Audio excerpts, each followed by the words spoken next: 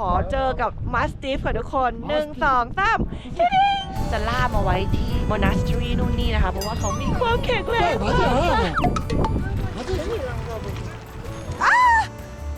Oh, and that's the lake. The Yamtrak Lake is the 3rd largest holy lake in Tibet.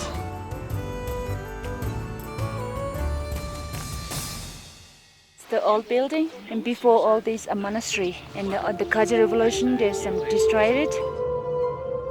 แล้วก็จะมีการฆ่าพระสงฆ์แล้วก็ผู้คนเป็นจำนวนมากนะคะสมัยก่อนตรงนี้ก็จะมีแบบสถูปเป็นร้อยเลยนะคะเยอะมากเลยนะคะ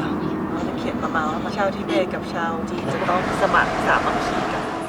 นี่คืออะไรคะเนี่ยไม่เกรงใจนักท่องเที่ยวคนอื่นเลยค่ะ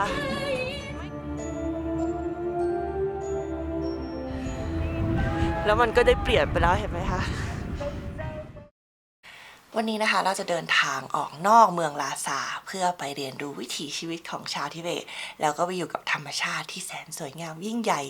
ของหลังคาโลกแห่งนี้ค่ะแต่เรื่องการเรียนรู้วิถีชีวิตนะคะให้ต้องบอกตัวเองว่าอย่าเพิ่งไปคาดหวังอะไรมากเพราะณปัจจุบันทิเบตมีการเปลี่ยนแปลงอย่างรวดเร็วด้วยนโยบายการปกครองของรัฐบาลจีนที่เน้นการเป็น oneness ก็คือต้องเป็นหนึ่งเดียวกันทำให้เกิดการกลืนกินแล้วก็ขุดรากถอนโคนวัฒนธรรมความเชื่อความศรัทธาของคนที่นี่นะคะ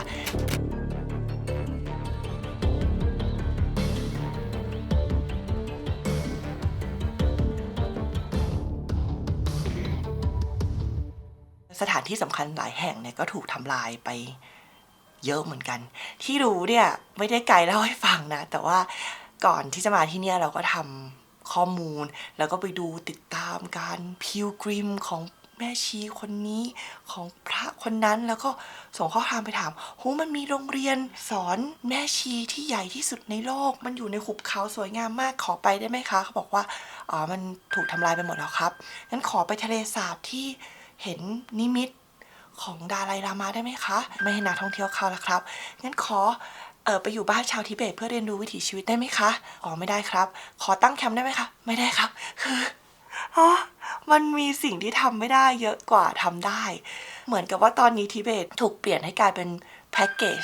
ท่องเที่ยวอีกแพ็กเกจหนึ่งฟังแล้วน่าใจหายเหมือนกันนะคะแต่ก็ไม่เป็นไรวันนี้เราก็จะมาเอนจอยทิเบตในแบบที่ยังหลงเหลืออยู่เพราะว่าอีกไม่กี่ปีข้างหน้าเราก็ไม่รู้ว่าจะเกิดอะไรขึ้นบ้างนะคะเส้นทางการเดินทางวันนี้คือเราก็จะไปที่ทะเลสาบศักดิ์สิทธิ์นะหนึ่งในทะเลสาบที่ศักดิ์สิทธิ์ชื่อว่าทะเลสาบยามร็อกก็จะมีตัวจามรียืนให้ถ่ายรูปมีทิเบตันมาสติฟซึ่งเป็นหมาที่แบบใหญ่หมาโบราณของทิเบตเลยเคยขายเนี่ยสูงสุดถึง60 ล้านบาทโดยก่อนที่จะออกเดินทางนะวันนี้เราต้องเอาหน้าไปท้าแดดอีกแล้วนะคะที่ผ่านมาวัน2 วันนี้บอกเลยว่าหน้าไม่มีไหม้เลยนะถึงแดดจะแรงมากต้องขอบคุณนี่เลยสกินซิสตารุ่น V Block สุดที่รักของมินนะคะพกเดินทางมาแล้วรอบโลกคือถ้าไม่ดีจริงเนี่ยก็จะไม่บอกต่อนะคือที่ชอบเนี่ยนะคะเพราะว่ามันบางเบาคุมมันดีทาแล้วก็หน้าไม่วอกนะปกป้องยาวนาน16 ชั่วโมง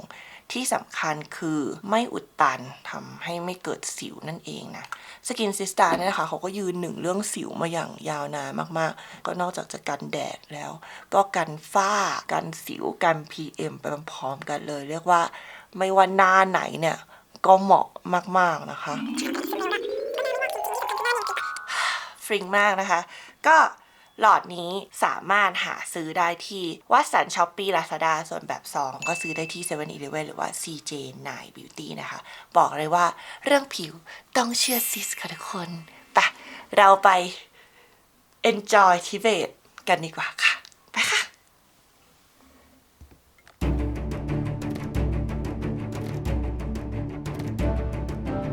ป้ายสีแดงที่เห็นเอาจะเขียนมาว่าแบบเราไม่ใช่พี่น้องกันแม่เดียวกัน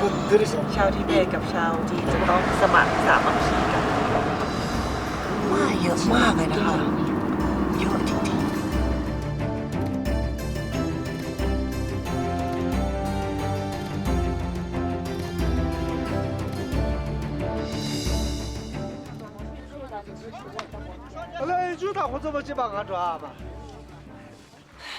ที่เห็นตรงนี้นะคะเราก็จะเห็นได้ในหลายๆที่เลยเนาะใช่ไหมคะ โดยเมื่อกี้คุณกำซาก็บอกว่าส่วนใหญ่เขาจะติดตามพาสที่สูงๆต่างๆเนาะสีขาวเนี่ยจะเป็นตัวแทนของเมฆสีฟ้าเป็นตัวแทนของท้องฟ้าสีเขียวเป็นตัวแทนของน้ำสีแดงตัวแทนของไฟสีเหลืองเนี่ยเป็นตัวแทนของแผ่นดินผืนดินนะคะเป็น 5 element ของโลกใบนี้ค่ะเพราะว่าบนธงเนี่ยนะคะจะมีมันตราหรือบทสวดอยู่นะคะเขาก็อยากจะให้ลมเนี่ยพัดพาบทสวดให้ลอยไปถึงพระพุทธเจ้าค่ะนั่นแหละค่ะ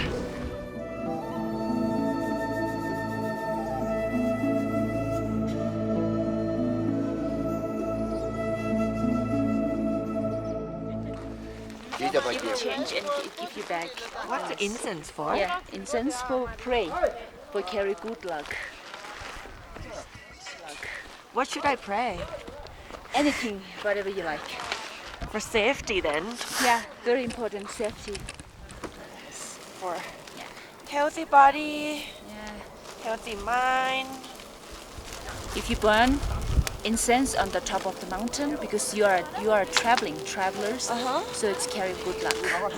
That's why people rest on the top of the mountain. Sometimes put prayer flag, and then sometimes they burn the incense. For good luck of all the Yeah, being.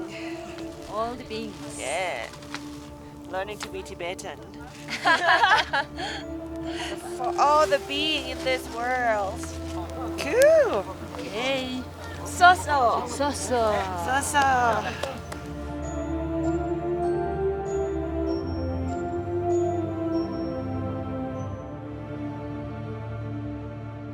Do you believe in Sambala? They believe. What is Sambala? 안 샹글라스 가이메 하고 있어. 포도지면로 야오질렀다서. 샹글라스 등. Yeah, they same to you. They are also confused to where is Shambhala, but they believe they have a Shambhala. Shambhala know man where. is in your heart. In your heart.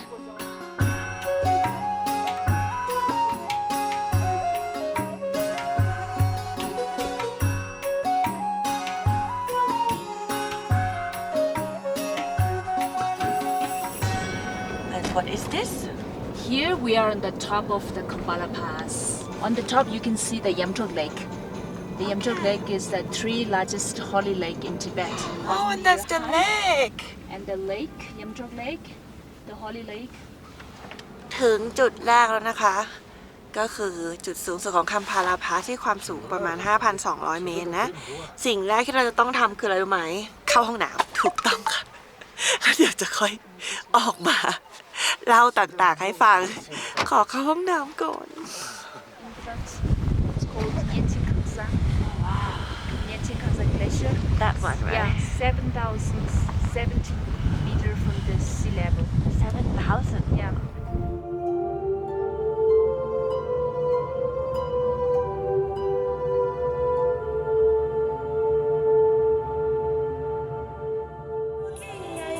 Thì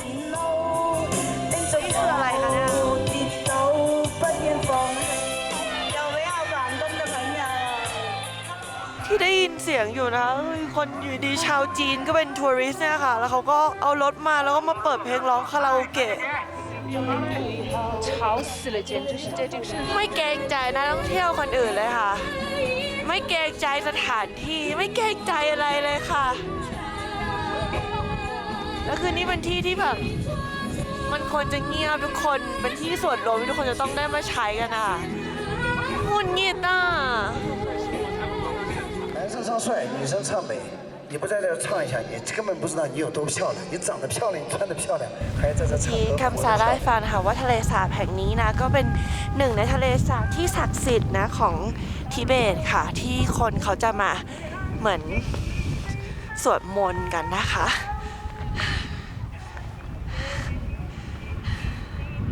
แล้วมันก็ได้เปลี่ยนไปแล้วเห็นไหมคะได้ยินเสียงร้องเพลงยังอยู่ได้ยินเสียงร้องเพลงอยู่เลยก็เลยเดี๋ยวขอลงไปข้างล่างดีกว่าค่ะหนีดีกว่าค่ะโอ้ยเสียงดังมากเลยค่ะอ๋อไปเที่ยวที่ไหนอย่าพกคาราโอเกะไปเอง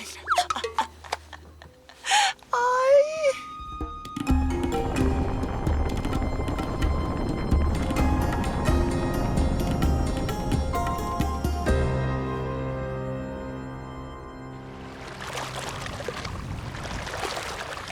เราจะมาสัมผัสน้ำในทะเลสาบพร้อมกับถ่ายรูปกับยักษ์ค่ะ หรือตัวจามารี จริงจามารีไม่ได้อยู่ตรงนี้ แต่ว่าเขาก็เอามาให้นักท่องเที่ยวถ่ายรูปนี่แหละค่ะ นี่ค่ะไม่ให้เลือกนะคะ 哎，对，来，直接来一个。 My choice is that one และนี่นะคะคือกิจกรรมทัวริสต์แรกของวินนะคะ ถ่ายรูปกับน้องจามารี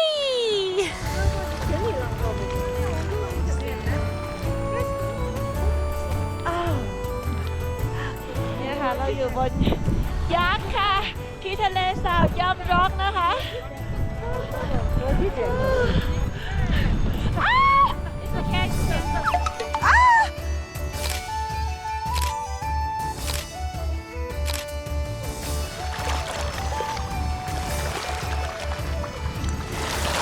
น้ำใสแจ๋วเย็นเจี๊ยบเลยค่ะน้ำเย็นเจี๊ยบเลยค่ะทะเลสาบยามร็อกแห่งนี้นะคะ ที่กำสาเล่าให้ฟังนะก็คือเกิดจากเกรเซียค่ะ จริงๆแล้วเกรเซียที่ทิเบตเป็น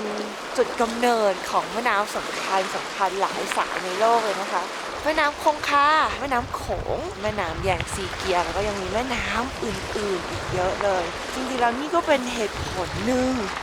ว่าทำไมประเทศจีนถึงไม่มีทางปล่อยทิเบตไปแน่ๆนะคะ นอกจากทรัพยากรน้ำแล้วเนี่ยก็ยังมีน้ำมันมีแร่ธาตุมีแหล่งก๊าซธรรมชาติ มีพลังงานแสงอาทิตย์พลังงานลมอะไรต่างๆมากมายเขาบอกว่าถ้าได้ทิเบตมาเนี่ยจีนก็ไม่จำเป็นต้องนำพวกแร่ธาตุต่างๆเนี่ยมาจากข้างนอกเลยค่ะณปัจจุบันด้วย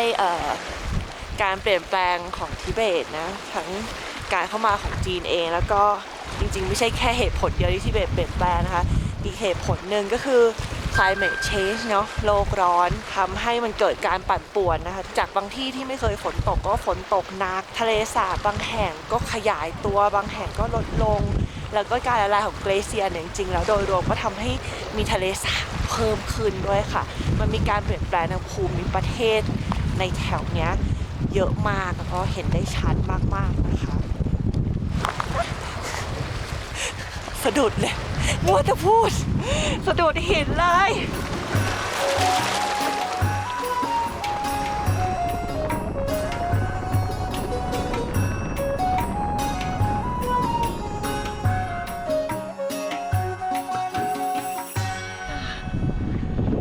หลังจากทะเลสาบนะคะจุดจอดถัดไปของเราก็คือจุดถ่ายรูปกับTibetan Mastiff นั่นเองนะคะ Can you tell me a bit about Tibetan Mastiff? The Mastiff is usually it's aggressive, but others are already teached, but it's very smooth. Usually the nomad people they have those mastiffs to looking after the sheep and yaks, and also the nomad area they have a wolf. Oh, so it can fight against wolf? Yeah. Mastiff is very expensive.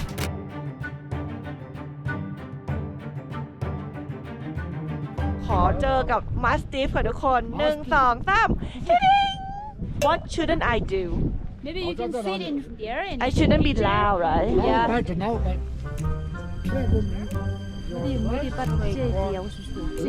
来来来，咱们干嘛动作？ นี่นะคะนี่คือชิงชิงนี่คือโตโตนะคะปกติเขาก็จะล่ามาไว้ที่แบบ monastery นู่นนี่นะคะเพราะว่าเขามีความแข็งแรงมาก 马这新鲜马这。 เขาจะมีความเก่งในการเฝ้ายามนะคะเขาจะเน้นเฝ้าไม่เน้น attack นะเขาก็จะบอกว่าเฮ้ยแบบเห่าสู้เห่าขู่นิดหน่อยแล้วก็ให้แบบพวกวอล์กพวกอะไรอย่างเงี้ยออกไปนะคะ ก็เป็นหมาที่ใหญ่มากๆเลยชิงชิง I love you นั่นแหละค่ะก็เดี๋ยวเราถ่ายรูปกับน้องชิงชิงแล้วก็น้องโตโตแล้วนะคะ呀，对。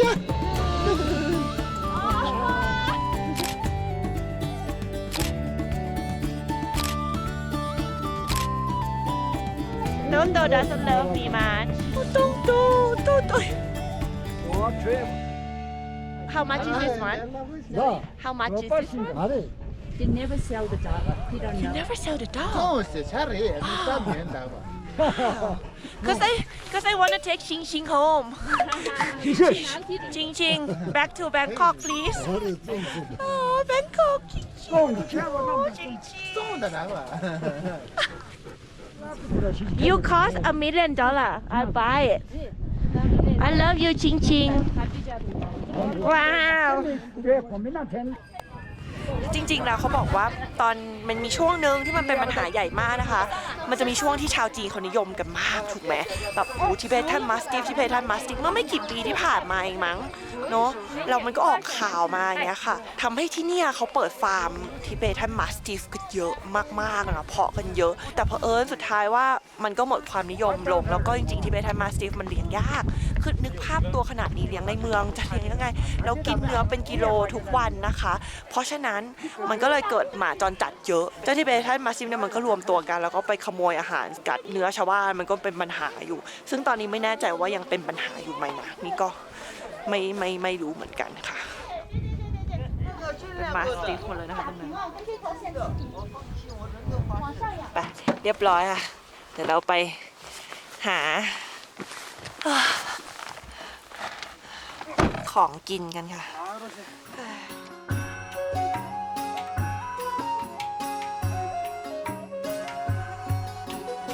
เดี๋ยวมีการสร้างตึกมากมายนะคะ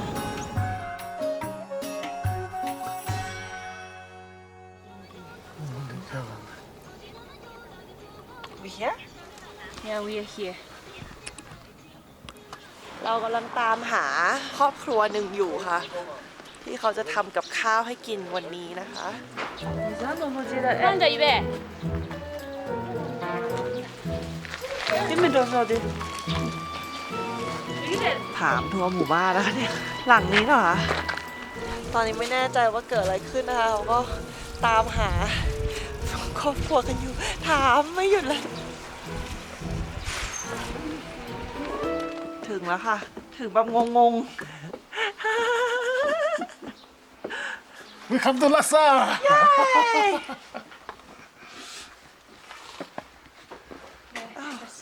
Hi. Nice. All the families are working today Okay. because they're farmer. Uh-huh. So she have to go look for her mother. Okay. So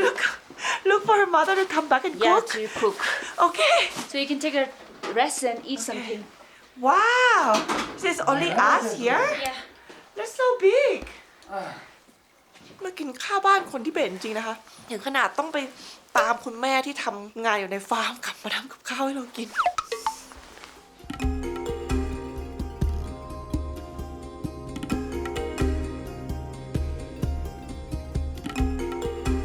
เห็นนะคะว่าบ้านของชาวทิเบตก็จะชอบสีสันมากๆเลยนะคะ ชอบสีเยอะๆนะคะ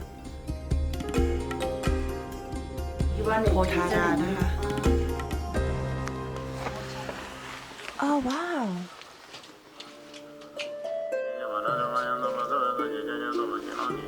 Family have the chocolates like this. Yeah, every family in Tibet. We have the statues and the offering. Okay Sometimes invite monks for the tribute puja. โอเค เหมือนบ้านเรามีแบบห้องพระค่ะ แต่นี่คือห้องพระแบบ full option นะคะไปเราออกมาข้างนอกดีกว่า so big Hi Mommy Mama 休息。那边的话，这个在当中公共片没当就地狱。 แม่เขามาแล้วนะคะ So what's the menu today? The potato curry. Yep. Ah, we do okay. Potato curry.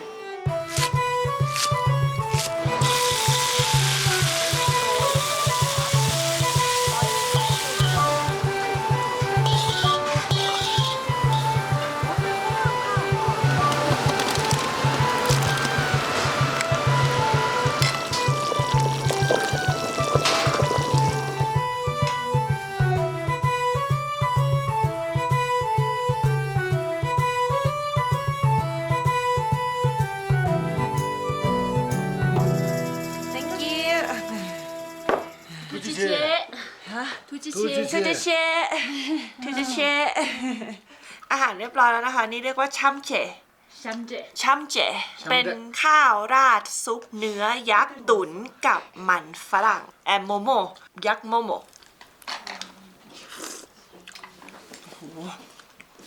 Ja. so good Good Shamje. มันเหมือนข้าวต้มแห้ง Really? รสชาติเข้มๆต้มแห้งเนื้อ แล้วก็มีกลิ่นเคอรี่นิดนึง Grilled. เนื้อกรามารีก็เป็นของเขาเองด้วยนะคะ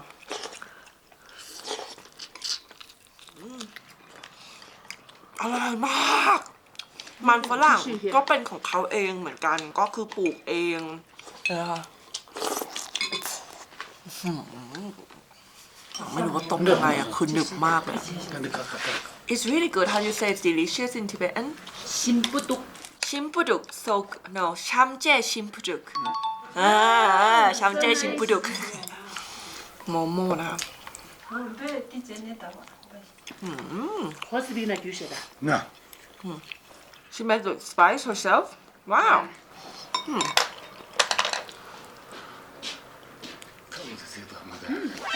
Oh wow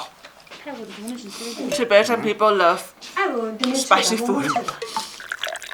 นี่คือยักษ์ butter tea ค่ะทุกคน Taste. โอ้ว้าว มันจะแบบออกเค็มนิดนึง แต่ว่าหอมมาก ครั้งแรกเคยกินที่มองโกเลียรู้สึกว่าโหดกว่านี้ อันนี้คืออร่อยอ่ะ คือมินตอนแรกรู้สึกว่ายักษ์มันจะแบบเยอะไปหรือเปล่าอะไรเงี้ย แต่โอ้โหหอมพอดีเป๊ะ อยากได้มาชิมอาหารทิเบตอร่อยจริงๆ ไปกินต่อแหละ จะได้ไปเที่ยวต่อ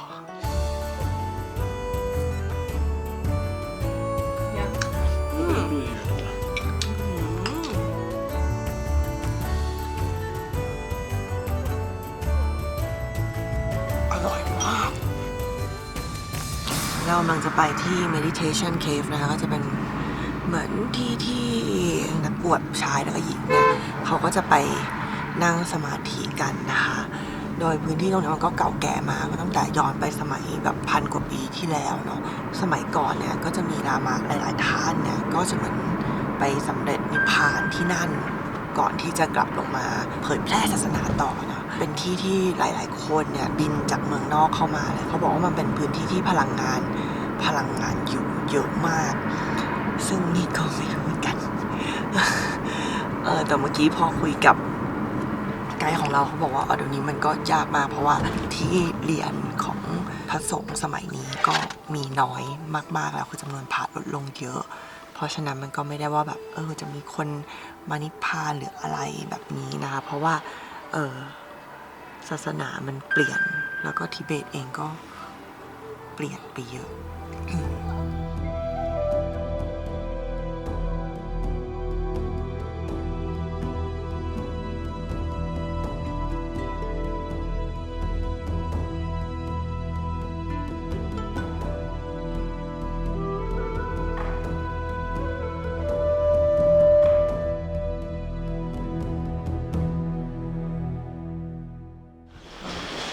ถึงมอนาสทรีแล้วก็สถานที่สวดมนต์แล้วนะคะรถทัวร์เต็มเลยค่ะ แล้วก็มอนาสทรีจุดด้านบนตรงนั้นนะคะจะอยู่กับถ้ำ In front of us, the old building, all this area, and before all this, a monastery. This include the monastery, and the Kagyu Revolution, there's some destroyed it. So till now, some part is not still renovated. This part, you can see the new building. Yes And this one is a rebuild, recent year, rebuild. So in farmer time, we have a lot of monks living here. And this day we don't have much monks. That time they have a very high master living here. So they coming to learn, Yeah. to learn how to do this the meditation and to how do you get to the nirvana or enlightenment. ชาวทิเบตเนี่ยนะคะก็จะเหมือนเราเนาะเชื่อเรื่องการกลับชาติมาเกิดใหม่ค่ะ โดยของทางทิเบตเนี่ยเขาจะเชื่อว่า reincarnation แบ่งเป็น2แบบด้วยกันนะคะ แบบที่1ก็คือโดยคนทั่วไป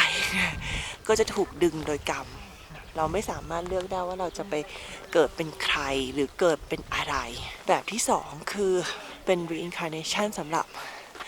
master นะคะสำหรับคนที่ผ่านการฝึกฝนด้าน meditation ต่างๆ จนผ่าน enlightenment มาแล้วเนี่ย เขาก็จะสามารถเลือกได้ว่าเขาจะไปเกิดเป็นใครเพื่อให้เบเนฟิตกับโลกใบนี้ได้ดีที่สุดอย่างถ้า reincarnation แบบนี้ที่ทุกคนน่าจะรู้จักก็ดาไลลามะเนาะใช่ไหมคะที่เขาจะเป็นการกลับมาเกิดใหม่ตั้งแต่องค์ที่1ไล่ลงมาองค์ที่14ก็เป็นองค์ที่13กลับมาเกิดใหม่เงี้ยค่ะ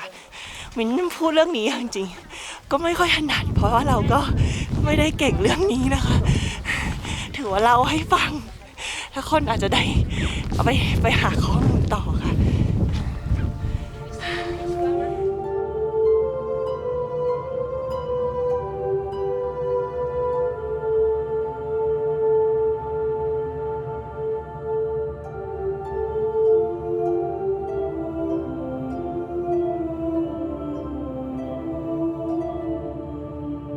Student pile, they pile it. Local people, they pile it. That means when you're traveling, I came here. So people, when they take rest in here, they make this student pile, carry good luck when you're traveling. Oh wow! Should we make one? Yeah, you can make. Just two. Yeah, like this. Student pile.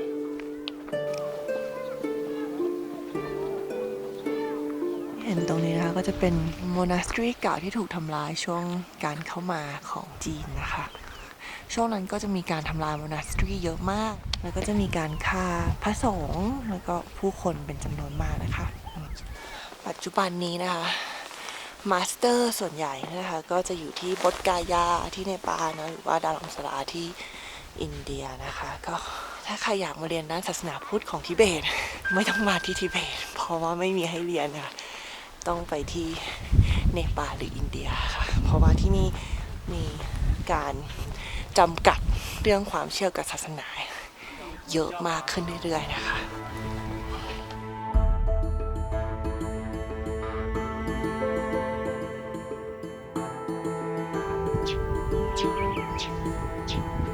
ที่นี่ก็จะเป็นเส้นทางพิวเกรมที่สำคัญเส้นทางหนึ่งนะคะของชาวทิเบตเ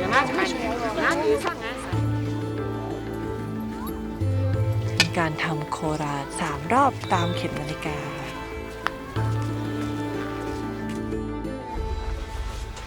You can see it's a natural cave.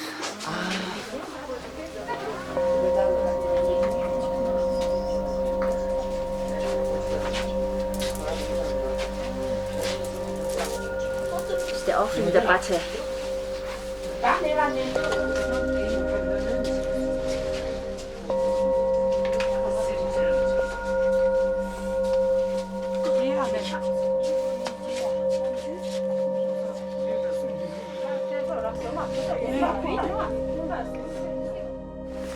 เงินที่เราเห็นว่าคนเขาจะเอามาวางกันนะคะก็จะไม่ใช่มีแค่เงินนะแต่ก็จะเป็นทั้งเนยนะแล้วก็ขนมชาต่างๆค่ะจริงๆที่ทำแบบนี้ก็เพื่อให้ศาสนามันยังอยู่ได้เนาะเหมือนมีเงินสนับสนุนในการที่จะดูแลรักษาโมนาสทรีเหล่านี้เอาไว้แล้วก็ให้กับคนที่ดูแลโมนาสทรีเนี่ยเขาก็ได้มีอาหารกินมันก็เป็นวิธีหนึ่งที่เขาทำนุบำรุงพระพุทธศาสนาไว้เนาะ It's peach?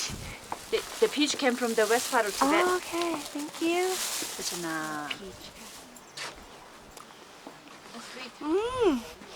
It really helps when you walk like in this altitude. Yeah, Wow, Tibetan are so kind. they're friendly. You know, peach. If somebody gives you peach and bread, you never say no because the peach and bread carry good luck. If you say no, then your good luck carry back.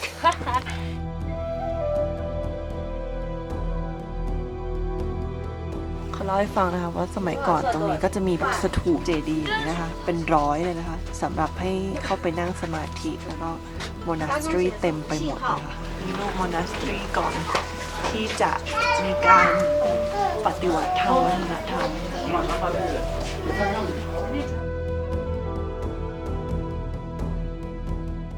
สำหรับชาวทิเบตนะคะการมาพิลกริมก็เหมือนเรามาท่องเที่ยวเดินทางเนี่ยคือวิธีการหาความสุขของชาวทิเบตนะคะคือปิกนิกค่ะเอาชามาดื่มเอาเต็นท์มากาง ตกเฉยเลย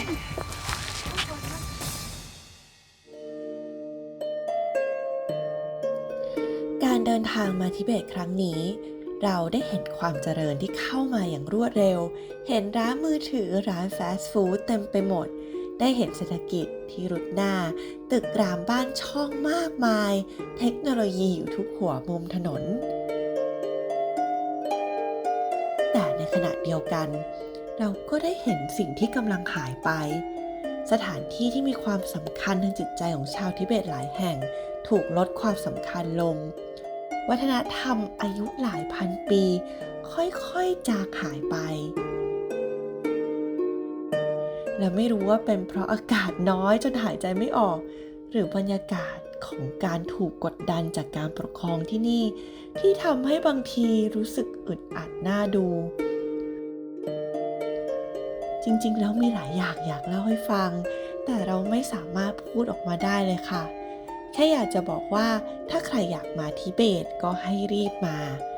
แต่สำหรับเราเองทิเบตคงเป็นที่ที่ไม่ขอกลับมาแล้วล่ะ